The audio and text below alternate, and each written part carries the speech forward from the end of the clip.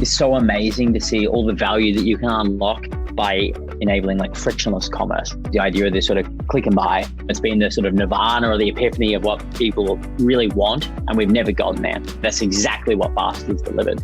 So suddenly you can open up e-commerce opportunities everywhere. In the world of e-commerce, there is no greater thorn in the side of shop owners than cart abandonment. When you look at the data, which reveals that cart abandonment is somewhere between 80 to 85% across the board, it's clear that this is a problem aching for a solution. The reason cart abandonment is so high is because the checkout process is often overcomplicated, requires too many clicks, asks the customer to provide too much information, the list goes on and on. There is so much friction involved that customers with intent to buy never reach the point of conversion. But what if that process could become seamless? Domm Holland is the CEO of Fast, and he believes he's achieved that frictionless experience thanks to a democratized one-click checkout solution that works across the internet. On this episode of Up Next in Commerce, Domm explains how that one-click solution works and why it isn't the answer to a payment problem. It's actually solving an identity problem that permeates every industry. Enjoy this episode. Up Next in Commerce is brought to you by Salesforce Commerce Cloud. Respond quickly to changing customer needs with flexible e-commerce connected to marketing, sales, and service. Deliver intelligent commerce experiences your customers can trust across every channel. Together, we're ready for what's next in commerce. Learn more at salesforce.com/commerce. Hey everyone, it is Stephanie. Before we get started, I wanted to remind you to subscribe to our weekly e-commerce newsletter at mission.org/upnextincommerce. It's amazing. It's great. You will learn a lot of good things. Go subscribe.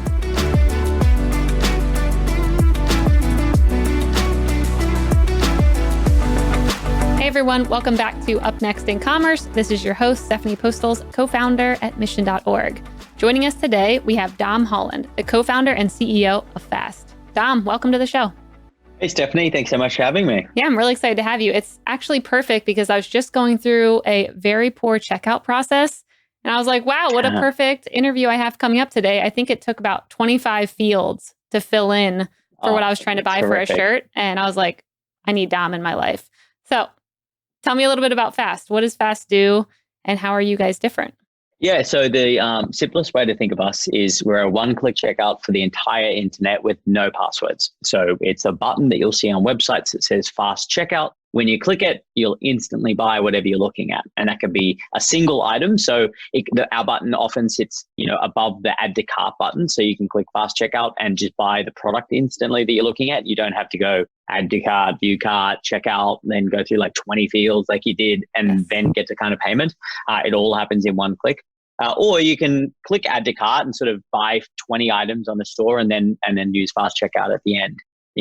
Once you've used fast checkout to buy something, then you can track all your deliveries in one place. You can download all your receipts in one place. You can instantly reorder items you've ordered before through Fast from your Fast feed. So we have this fantastic and aggregated post-purchase experience, which means, again, you don't have to kind of scramble to go back to, remember the name of a site you bought something from a month ago and click a link from Gmail and then log in with a password you created for one store to try and find, delivery date or something else. So, it's, we just try and make life easy and fast for consumers. That's amazing. So what led you to creating Fast? Was there a problem that you encountered yourself? Yeah. What excited you about the payment ecosystem? Yeah, so originally it wasn't a payment problem, and fundamentally, I think what Fast is solving for is actually an identity problem, and payments is just one component of that. But the original inception was, I'm married with two little kids, and my youngest child was in hospital for a few weeks, and so we had my wife's grandmother staying with us and helping us out, and one night she was sitting at the kitchen table ordering groceries for us, and forgot a password and just couldn't order groceries. One of the largest supermarket chains in Australia, turnover, $70 billion a year, just couldn't figure out how to charge a little old lady's credit card a couple $100 for some food because of some arbitrary string of text. And it was just like a hard blocker to, for her to be able to buy food. It didn't make sense. And so at the time, I built a prototype of a passwordless authentication system that could be used on, e-commerce sites. The idea is Granny could have just identified herself and then easily logged in and bought the groceries. But, I think that, I put it online, I had tens of thousands of people use it in a couple of days, realized it was a big opportunity. But fundamentally, the passwords aren't a problem, they're a symptom. Again, the problem is that each business, requires us to sort of re-identify ourselves, right? Which means create a new account, create a new password, log in with this password created for one store, fill in, all these fields and forms from scratch, give them payment information from scratch. You from a subscription standpoint, if you lose your credit card, suddenly, your Netflix subscription doesn't work, your Match T subscriptions don't work. Like everything is cut off because everyone has these siloed pools of data for us. And so that's fundamentally what we solve for, is just you not having to continually tell everyone who you are. I'm 33 years old. My name and date of birth and, basic information hasn't changed in over 3 decades, yet I have to keep filling in forms and telling people as if it's like brand new information. It doesn't make sense. And so we solve for that and make that really easy. And payments is, a part of that and an integral part of that, because it's part of the sort of consumer experience. A lot of our consumer interactions involve financial transactions, but a lot of the time it's just, fundamentally making it easier for people to leverage their identity online. That's awesome. So earlier you were mentioning about like your name and age not changing. Like, how are you guys, what does the back end look like to solve for identity, and why hasn't this been done before? Yeah, look, I think that, there are companies that have had the opportunity to do this before. I think Facebook really had that opportunity, but rather than go down the identity space, they went down the advertising road, right? So rather than use your data to make, your data portable and easy for consumers to use, they chose to use your data for advertising. And I don't think that from Facebook's perspective, I don't think it was a bad decision. Facebook makes a lot of money from doing that. But it's just they can't then become your trusted source of data, right? If they're giving, using your data for advertising as their primary source of revenue, then it's not really your trusted source for holding your private and sensitive information. So I think that there's been opportunities like that. And I do think that advertising tends to kill identity products really quickly. But I think the other reality is that people have just kind of thought about things differently, or they've been solving, their own problems, or they've been solving for business problems instead of consumer problems. And, things like Apple, Apple are building an ecosystem that you can sort of now do kind of log in sometimes. You can do checkout if you're on an Apple device on some sites and with some cards and that type of thing. So they've got like limited context, but basically they've got solutions to make it easier for people, to perform certain actions if they're within their ecosystem, right? Same thing is kind of true of Google. Same thing is true of like, other e-commerce platforms for stores that are on those platforms. And basically what these companies are doing are reinforcing their existing ecosystems, or, further monetizing their existing base of merchants. But they obviously don't want to reward people who aren't in their ecosystem, right? And so they're fundamentally solving a different problem. Like for us, we're trying to solve the problem of, Granny being able to buy groceries. Like, how can we make it fast and easy for people to buy things? And how do we make it fast and easy for people to log in? How do we make it fast and easy for people to, securely use their data online? And it's just a very different value prop. Our product strategy differs because we're out there trying to solve a consumer problem, and most of these companies aren't. And I think that's the primary difference that you see shine through in products. Got it. And I read that you are a self-taught engineer. So tell me a little bit about that. And are you doing the engineering at Fast, or no longer are you doing that? Yeah. So, I've been programming since I was 13, 14. I'm 33 now, so a long time. I've always liked to build things, always been fascinated with, computers and programming and technology in general. I built the original Fast V1, up until recently, actually, it was completely built and maintained by me. Yep. And we now have a very big and strong engineering org, and I can say unequivocally that no, I don't. I no longer build the Fast infrastructure, and the team, keep me far away. I don't think that I'm the sort of enterprise grade engineer that we need internally, but I'm still very sort of technically involved and involved at a very close level at the product side, and very very opinionated as to how our product should work. Obviously, Alison, my co-founder, and I both have like very strong visions as to, how we think, the future of identity, future of payments, future of commerce should work, and really want to see that come to life through our products. That's great. So what was the first thing you built when you were 13? Do you remember? So the first program I ever wrote was a script to determine if a word was a palindrome, and there was my ex stepdad actually was was a computer scientist and a programmer, and he, myself, and the sysadmin of a university in Australia each wrote our own version of the script and then measured the speed and had a competition to see whose script would perform the fastest calculation. That's first. Great. How it all got started. Yeah. I love that. So with everything that's happening right now with the pandemic, I can see a very big problem happening around scams, like new scams that are coming about, because you have a lot more people who are now usually using digital payments that maybe they weren't doing that in the past. It seems like there's a big opportunity there for people to take advantage. So how are you guys approaching this landscape now? Like, is it different now than it maybe would have been a year ago? Like the problems that you're having to solve around security? Yeah. So internally, we've been absolutely focused on security since day one. So we hired a VP of security before we hired our first engineering manager. We really built out the security function very early. Honestly, for a company of our stage, I would unequivocally say like have the most sophisticated security posture of all. We have like a lot of different programs in place. And really it's because we're managing, data and payments. It's essentially our business. So we, just very intentional and have been about embedding into our culture, a sort of culture of security and privacy from day one. And it's a really important piece. The reality is that it's not that interesting from a consumer's perspective, right? Like they're far less interested in security than they should be. Mm-hmm. So that doesn't mean that we shouldn't care about it. It just means that we don't talk about it a lot, right?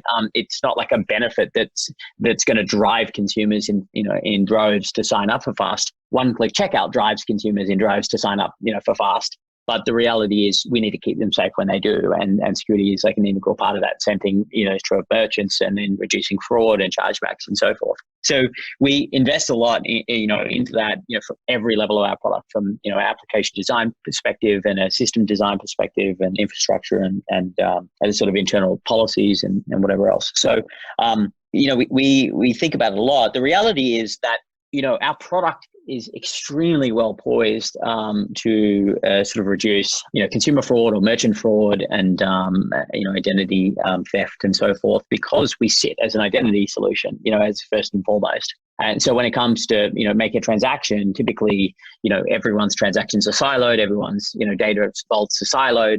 So every store is sort of operating independently, right? They kind of only looking at their own historical data, primarily as the determined risk. Whereas the beautiful thing about Fast is that because we sit across, every store, because you can use your sort of identity hold with Fast, at every different merchant and all the different sites across the internet, we can really, in a really sophisticated manner, help to reduce that risk, because we can, gauge risk against your profile and past purchases and, login history and so forth. And identify anomalies. So it really means that we can keep consumers far more safe than basically any other solution. Yeah, that's really great. I mean, I think anyone who's working with you would feel really good about having those safety measures in place, because I was just reading about how many shops how many people are now using debit cards, especially with contactless payments, but that a lot of merchants aren't asking for PINs anymore because it's too much friction when it comes to payments. And I never even thought about that a merchant can be like, no, I'm not going to ask for the PIN for your debit card because it takes too much time. Like that's a huge risk. Your debit card can be linked to your entire savings. Yeah, look, absolutely. And, in Australia, One Debit Cards, we sort of launched EMV chip cards earlier than the US, and really, years ago, EMV chip cards were mandatorily introduced throughout the country. So we've been using them for a long time. We have less than $100 you don't use a PIN, and over $100 you do. Mm-hmm. And that's standard across the country. Whereas here, it's like it's almost like the Wild West, where some stores, enforce a PIN on any transaction, so $1 or something like that, you still have to use a PIN. And then some stores, I've done hundreds of dollars in transactions and had no PIN. So I think that there is something to be said about like having a set of standards and a strong set of standards to protect both consumer and the bank or the merchant, right? Is like one is your risk as a consumer and suddenly not having food in your account. And that's right. It's a debit card linked to your real money. And if that account is drained, even if you've got protection from the bank or whatnot, it's not going to come instantly. And so there's a real risk to people. And then again, from the merchant side, from sort of card fraud. So, yeah. Yeah, very scary. So when it comes to e-commerce shops, what tools are you integrated with right now? Like who can actually use you? Or in the future, who do you plan to use or who do you plan to partner with?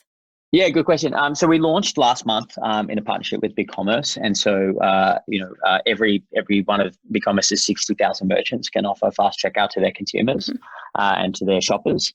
We next month I'll launch with support for WooCommerce, another large platform with over a 1.5 million active merchants, and Magento the month after that. Yep. And then next year we're going to be launching support for Salesforce Commerce Cloud. Really excited to work with the Salesforce team and take that launch on Commerce Cloud. Amazing. I'm not biased or anything, but I do think they're probably going to be the best partner.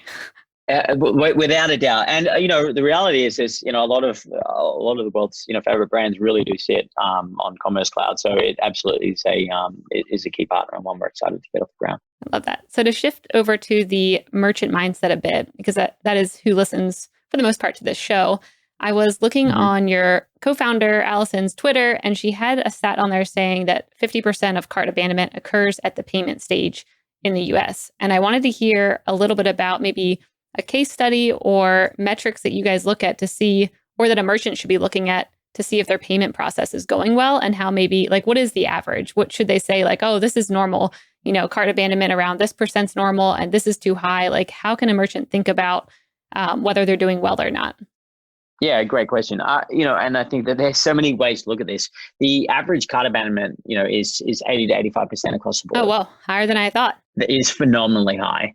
And so the reality is, if you're doing less than that, then, you're doing above, below industry average. So maybe you think that that's good.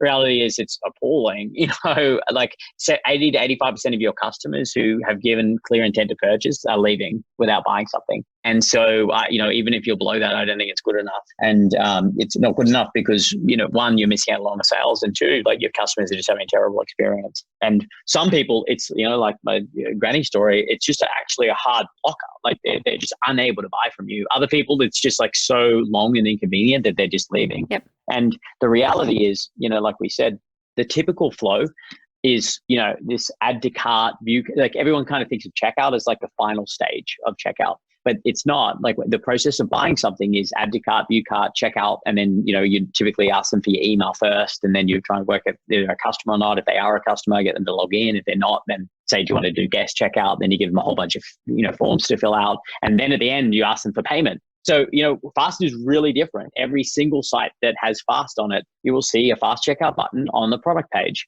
And you can also see it on the cart page, and you can also see it on the checkout page, but it's on every cart page, it's on every product page. And this is really the biggest difference, because the fastest way, the easiest way for somebody to buy something is from the point that they're looking at what they want to buy, right? And it's one click to be finished an order from the point that you're looking at the product with Fast.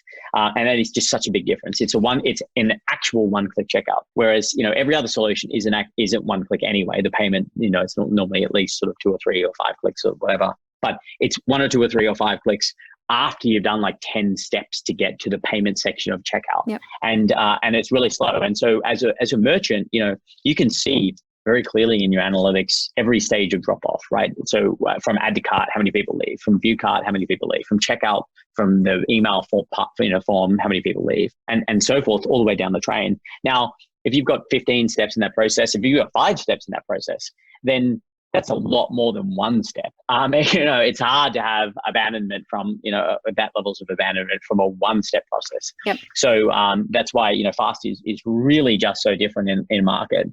Because we take what is a much, much longer process and just like simplify it to the end.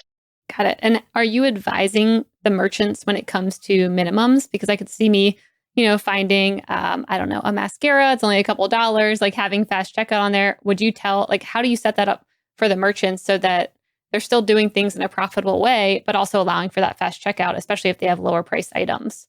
You're talking about my favorite point here. So the fear of merchants has always, and like absolutely warranted, the reason that they will not put any other payment buttons on the product page, right? So it's not like no one else has ever asked to be on the product page, but merchants typically just say no to having PayPal, Apple Pay, Google Pay, like pick your payment button. They just say no to having it on the product page. And it's because the fear is, and the absolutely warranted fear, is that it'll reduce average order values, it'll reduce the average items per order, it'll increase delivery costs, it'll increase shipping costs.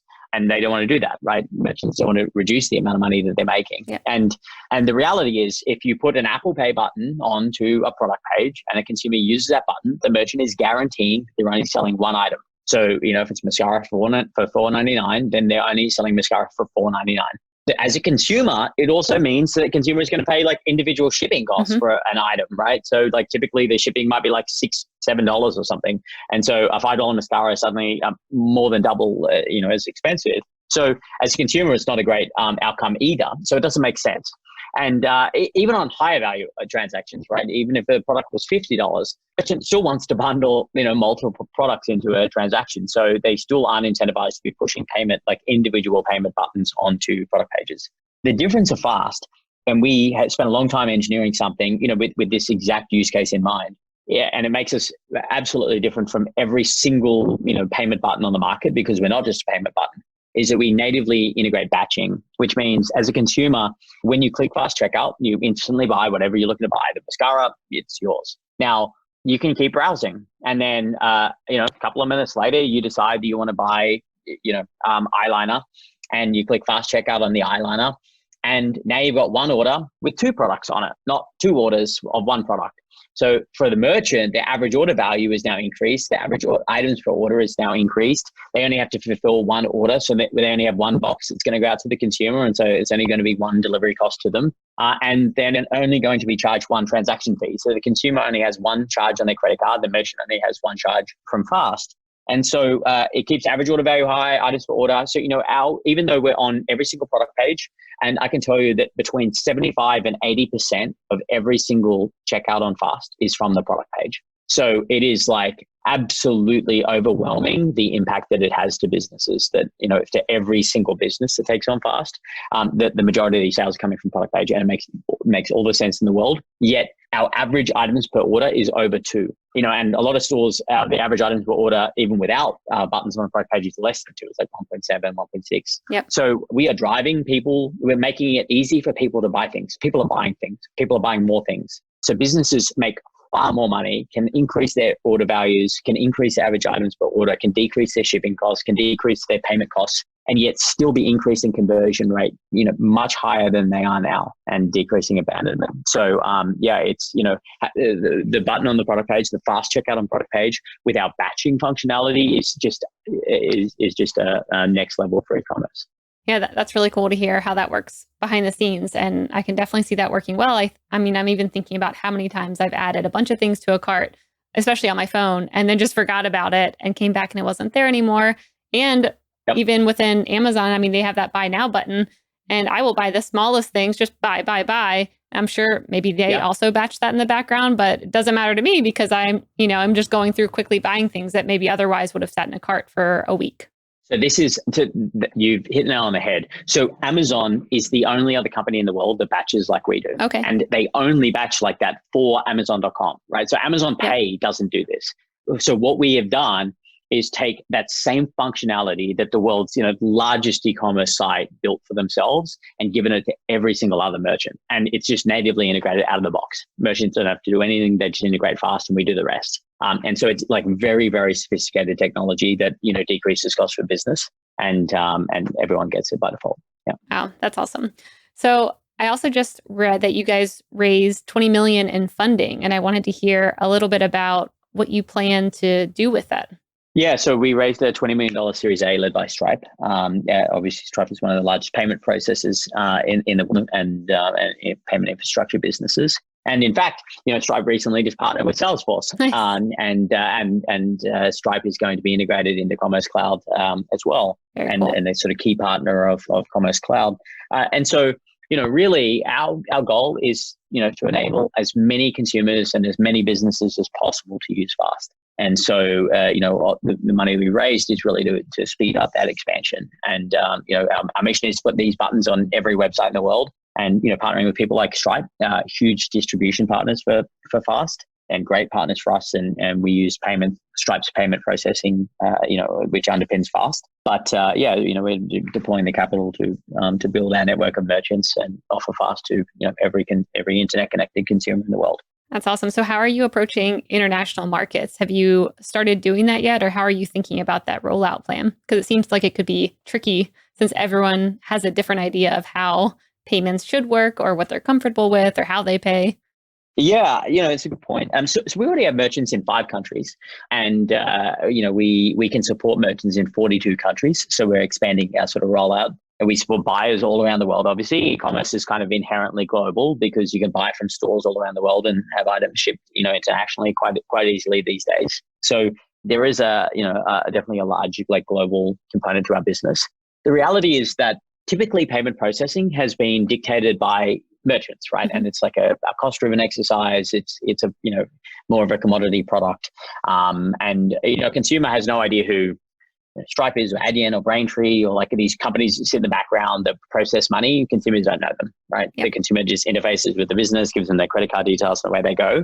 The reality is that with Fast, where a button sits on the front end, consumers get to know who we are. They choose to use a button because they get one-click checkout. It means that they get this entire post-purchase experience for free that they don't get before. Finally, they get this all of their orders in one place, all of their products in one place. It's a great experience for a consumer. And so the consumer is now driving the decision as to how payment processing should be rather than business.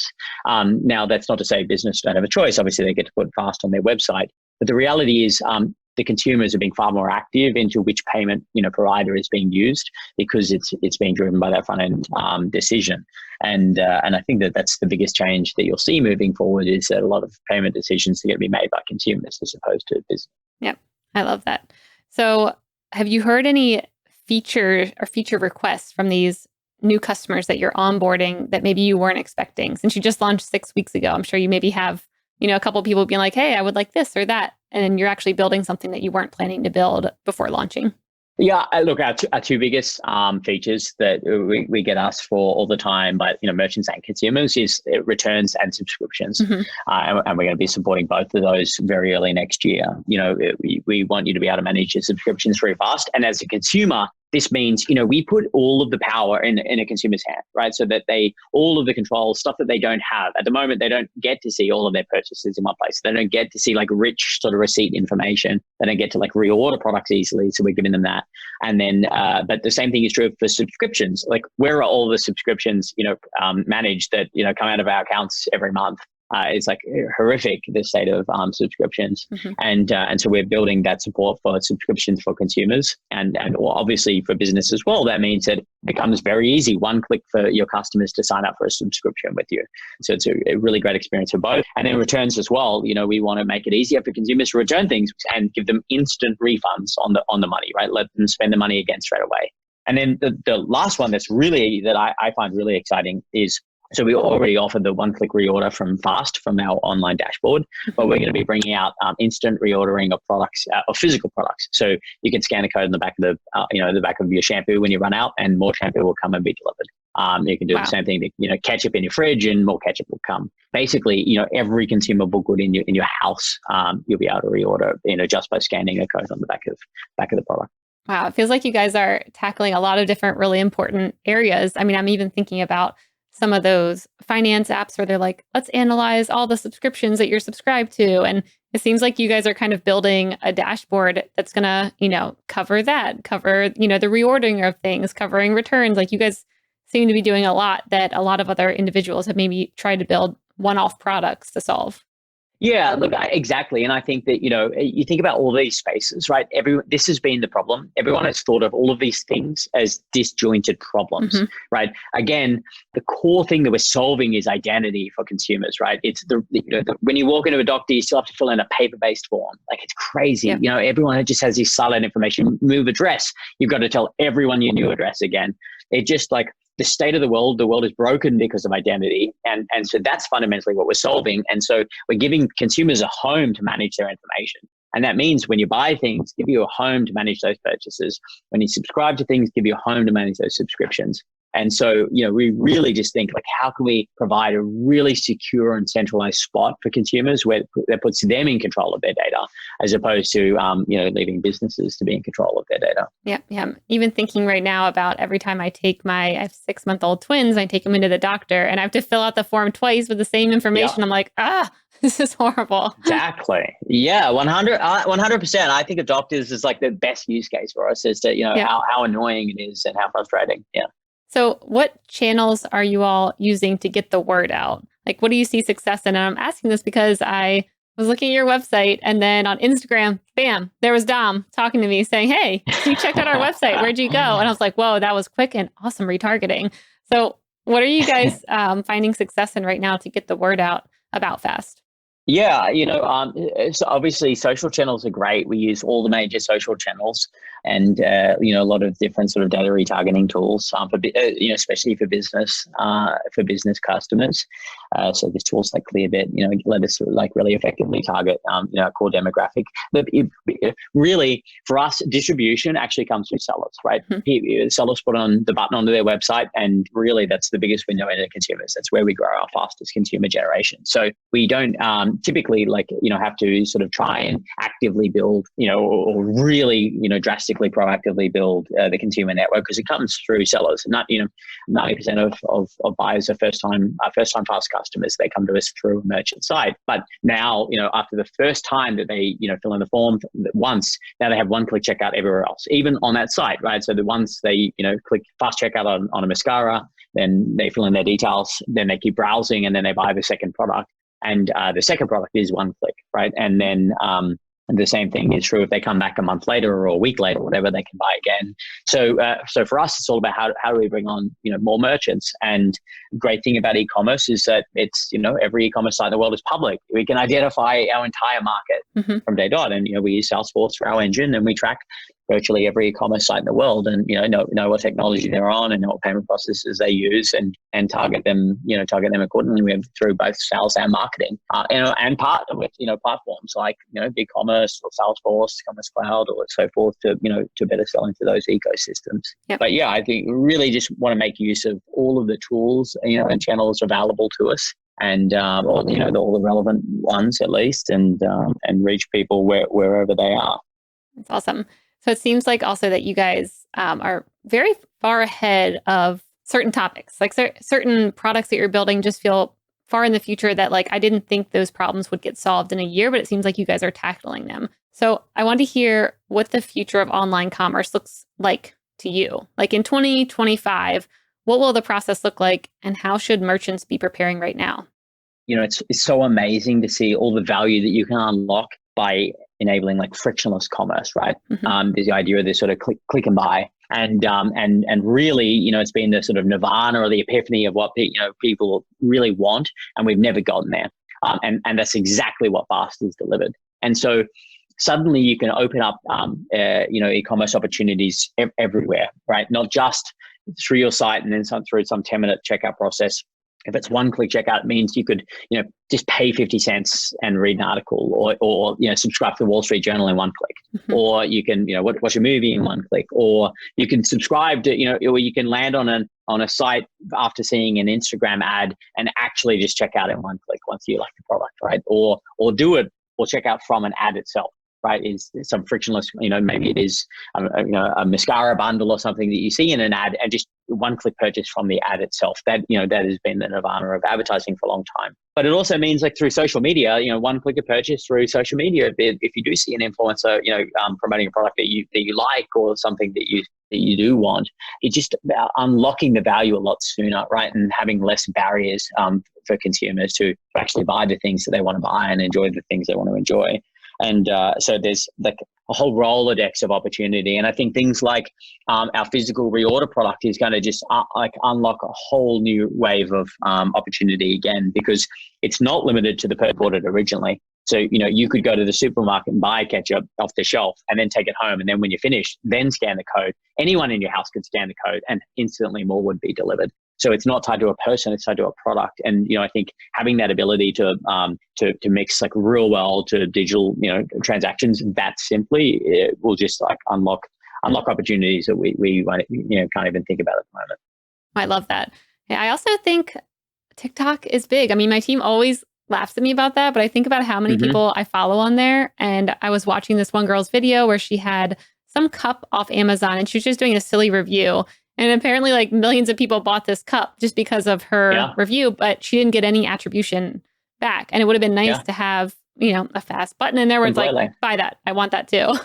Yeah, absolutely. We're going to run tests of like one-click checkout from, just from links in Twitter later this year. Yeah. And, but yeah, TikTok, 100%. And we'll be able to do it later this year from a QR code embedded in the TikTok videos or Instagram videos, which would give them attribution and, affiliate fees and whatever else. Yeah, I think that there's so much that we could do, and we'd love to, we'll really expect to work a lot more closely with some of the large networks, the large, social networks over the next 12 months. Really cool. Yeah, I'm excited to see where it transforms to. All right. So I want to shift over to the lightning round brought to you by Salesforce Commerce Cloud. This is where I'm going to ask a question and you have a minute or less to answer. Are you ready, Domm? Sure. What's up next on your podcast list? Do you listen to podcasts or do you just join them? Yeah, so actually I'm listening to Business Wars at the moment. I am really enjoying hearing about the war of two companies. I think is kind of interesting, but the history of companies as well. Like, I had no idea that, the founder of Adidas, one, how Adidas got its name, and then two, that the brother of the founder of Adidas started Puma. Oh yeah. So anyway, I find these stories amazing. So that's I'm digging my way through the many seasons of that podcast. Oh, that's great. Yeah, we have a podcast called The Story, and we did a whole episode on the brothers and how they were building Adidas together and how they shifted over to having competing companies. So it was a very interesting story. Yeah, amazing. What's up next in your travel destinations when you can travel? Where are you headed? I am Australian, as you can hear, and I'm just addicted to the sun. I'm like a lizard, and so it's always tropical beach. Yeah. I'm hoping to be able to get to Hawaii for, I'm optimistically, maybe naively optimistic about getting to Hawaii for Christmas. Nice. But anywhere with sun and water is my dream destination. That's great. What is your most recent impulse buy? What did you hit a fast checkout on recently? Oh, that's a great. So Solo Stove, well, like great merchants now, but and a product that we actually just used at the beach last night, and it's a Solo Stove, so it's a fire pit. Ooh. And beautiful fire pits, and they're really an amazing product. And we went down to Ocean Beach last night and had it busted it out for the first time. So we bought that with fast checkout from the product page. But yeah, so that was a really, really nice product to buy. That sounds nice. I need one of those. Mm-hmm. If you were to have a podcast, what would it be about, and who would your first guest be? Oh, we're thinking about this at the moment. I do think that there's like lots of opportunity in e-commerce, and a lot of companies doing really interesting things, especially in the age of COVID. The world has changed so dramatically. I think Nike has been doing some really interesting things and rapidly sort of changing their business model. The CEOs come from a tech background. I think that would be a very interesting discussion to kind of hear more about Nike's ongoing strategy and what the brand looks like moving forwards. That would be a good one. All right, and the last one, what one thing will have the biggest impact on e-commerce in the next year? Well, I mean, I'll give you two things. One is the obvious, which is COVID has drastically shaping e-commerce. The second one is logistics, right?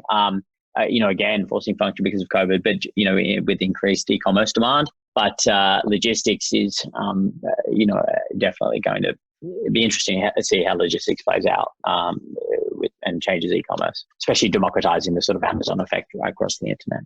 Yep. Yeah, completely agree. Well, Domm, this has been a very fast interview. I think we did your brand justice by how quick and how many hits we had in here. Where can people find out more about you and Fast? Great. Yeah, thanks. It was, I had a blast, and people may have to listen at a slower speed because I know I talk quickly. Me too. But so fast, fast.co. you go on our website, have a look, sign up as a consumer. If you're a merchant, hit us at sales@fast.co. We'd love to get in touch. Or go to fast.co/sellers. You can hit us on social media. We're very active on Twitter. We're active on all the channels, but Twitter is definitely our number one channel. You can go to twitter.com/fast and you can engage with the business. If you want to talk to me directly, twitter.com/Domm, DOMM. Oh, that's a good handle. Perfect. Thanks so much, Domm.